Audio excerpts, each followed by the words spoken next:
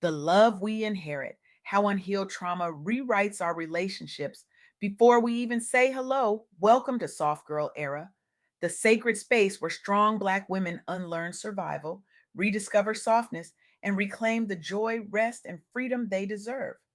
I'm your host, LeAnne Dolce, pronounced Dolce, like sweet softness whispered in French. And today we're stepping into territory that makes most of us uncomfortable. We're talking about the invisible architecture of pain, the blueprints of hurt we didn't even know we were carrying, and how those blueprints show up uninvited in every relationship we try to build. I recently sat down with Aria Martin, a brilliant voice in the mental health space, someone who's dedicating their life to helping people understand that healing isn't a luxury reserved for people with time and money. It's a necessity for anyone who wants to love and be loved without the weight of yesterday crushing today. Aria's work is transforming how we think about trauma, relationships, and the legacy we leave behind. And what they shared with me didn't just move me, it shook something loose, something I didn't even know was stuck. And I believe it's going to do the same for you. So let's get into it. Here's the truth we don't say out loud enough: the way we love, the way we trust us, the way we show up or don't show up in relationships. It's all shaped by what happened to us before we even knew what love was supposed to look like.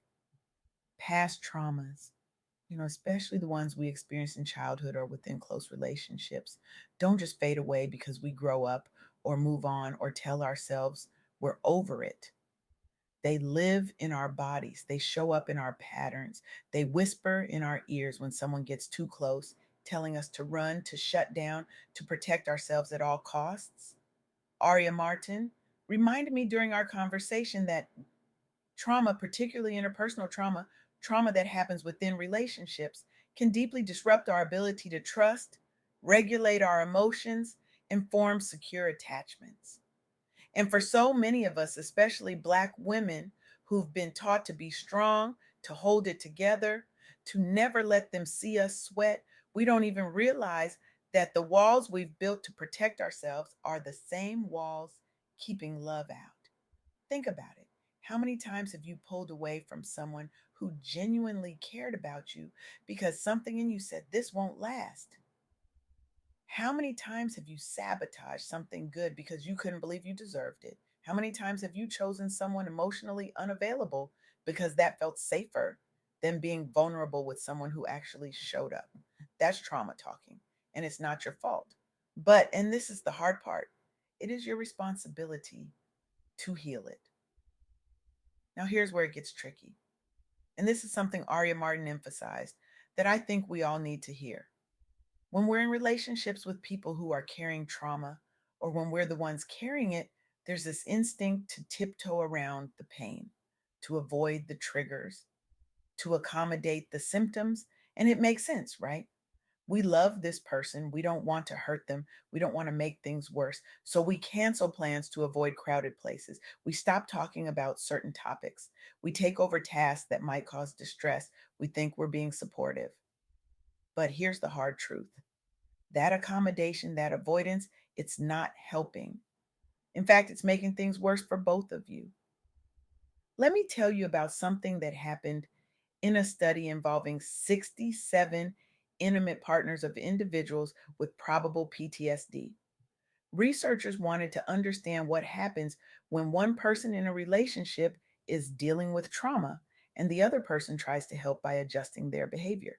So they looked at partners who were walking on eggshells, avoiding conflict, canceling social events, taking over responsibilities, all in an effort to keep their loved one comfortable. And what they found was heartbreaking. The partners who adjusted their behaviors, who accommodated trauma symptoms, ended up with higher levels of depression, anxiety, and lower relationship satisfaction. They were losing themselves in the process of trying to save someone else. And the person with PTSD, they didn't get better either, because avoidance doesn't heal trauma. It just creates a cycle where both people are stuck, both people are suffering, and neither person is truly connecting. Aria Martin shared this with me, and I had to sit with it for a minute. Because how many of us have been in that cycle? How many of us have loved someone so hard that we lost ourselves trying to keep them comfortable? Or how many of us have been the one being accommodated, feeling guilty, feeling like a burden, feeling like we're too much? That's not love, that's survival. And we didn't come this far to just survive our relationships. We came here to thrive in them. So, what do we do instead? We face it, we talk about it, we stop pretending that if we just avoid the hard stuff, it'll go away because it won't.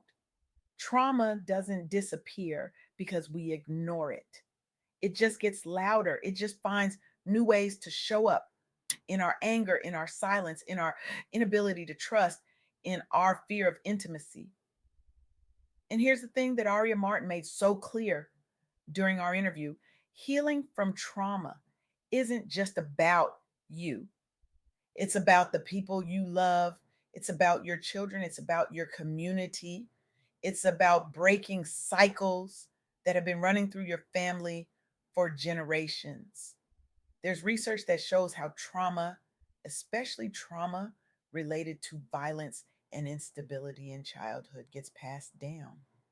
Children who grow up witnessing or experiencing violence often develop insecure attachments. They struggle with emotional regulation. And when they grow up, they're at higher risk for unhealthy relationships, for repeating the same patterns they swore they'd never repeat.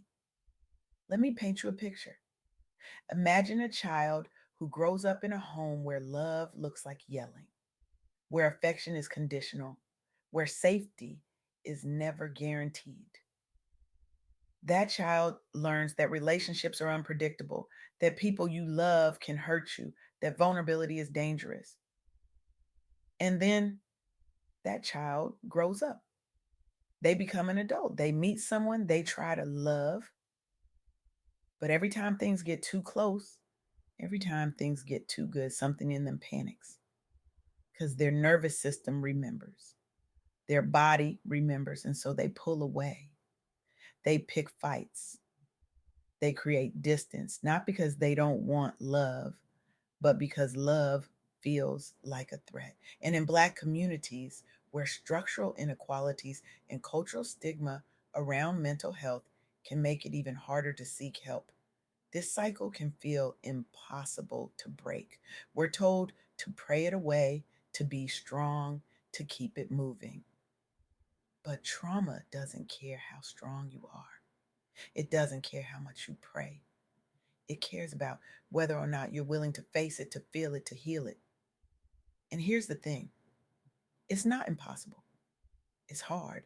Yes. It requires courage. Yes. But it is absolutely possible. Aria Martin's work is proof of that. The research is proof of that.